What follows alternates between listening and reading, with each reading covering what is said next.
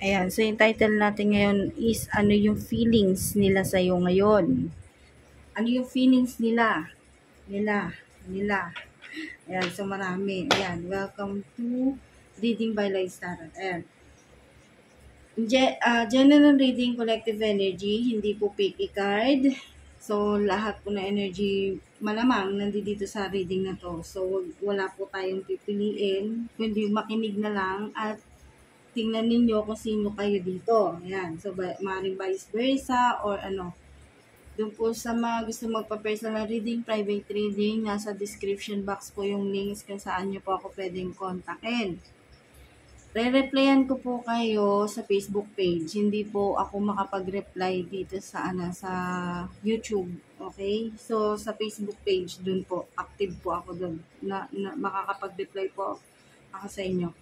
Okay, so yung title is, yung feelings nila sa'yo ngayon. Okay, so some of you, may nababibe ako dito na, dito, yung feelings nila is medyo, may pagka-pride. Ayan, parang ayaw nila muna makipag-usap, nagmamatigas, ayaw makipag-ayos. Okay? At some of you naman, nai-stress na dito sa taong to. Okay? So, may nababibe ako dito na chat kayo ng chat, tawag kayo ng tawag, text kayo ng text, hindi kayo nire-replyan, hindi pinapansin yung messages ninyo o yung calls ninyo, hindi sinasagot.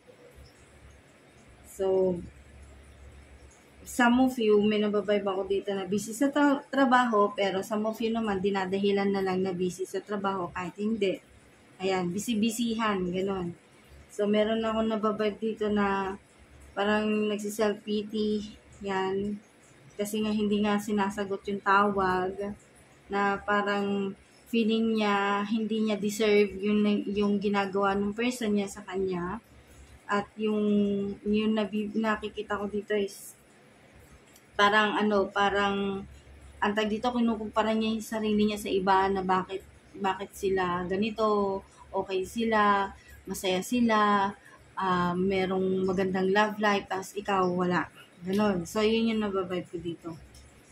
So, yung feelings nila sa'yo, may love, kaso, yung love na yun, hindi ko masasabi kung stable yung love na yun. Meron silang, dito, kaya nilang, parang, yung nababibe ko kasi dito yung love, hindi ganun katindi, yung love na yun, niya sa'yo. Okay, masaya siya nakasama ka niya, masaya siya na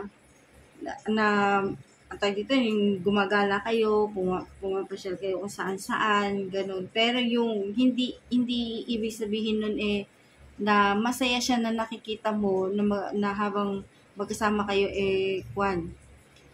full na yung love niya sa'yo, hindi. So, nababibe ko dito na yung love mo sa kanya, some of you, ewan ko lang kung may masasaktan dito sa sasabihin ko, pero magiging honest ako. Okay, so yung effort na binibigay mo sa kanya, sa nababibe ko dito, masasayang lang. Bakit? Kasi hindi balance yung relationship ninyo. Kasi ikaw yung more na nagmamahal sa kanya, siya hindi. At yung nababibe ko dito, siya kasi, dito yung receive lang ng receive sa kung ano man yung pinapakita mo sa kanya na magagandang bagay, binibigay mo sa kanya kung ano man yung binibigay mo. So, more on giver ka, siya naman yung receiver. Yun yung nababibe ko. Ikaw, kaya mo lunukin yung pride mo, pero siya, hindi. Okay, so yun nakikita ko kasi dito, talagang kung sa feelings niya sa'yo, hindi ganun katindi yung pagmamahal niya sa'yo. Some of you, ha? Hindi ko nilalahat.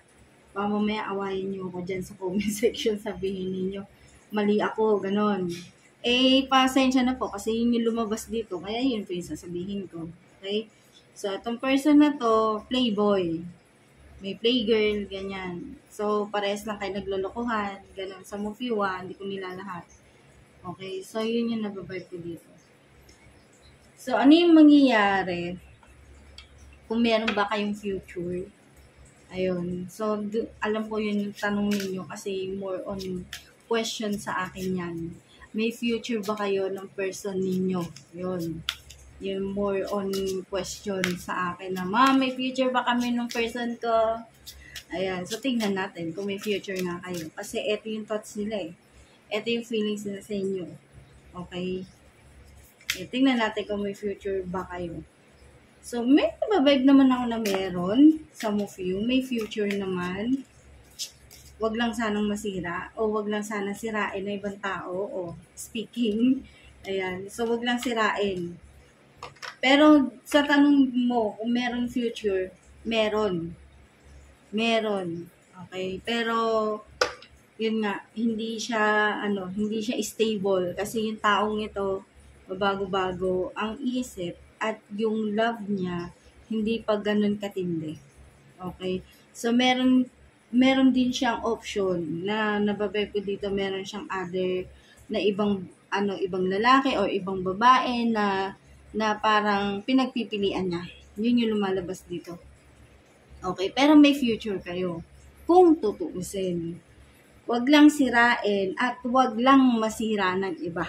Okay, wag mo lang sirain yung tiwala niya at wag lang din sirain ng ibang tao yung relationship ninyo. Kung ano man meron kayo.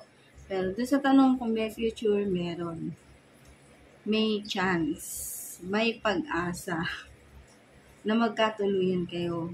Wag lang sirain o wag lang masira. Yun. So, yun lang po. Maraming salamat. Thank you and God bless.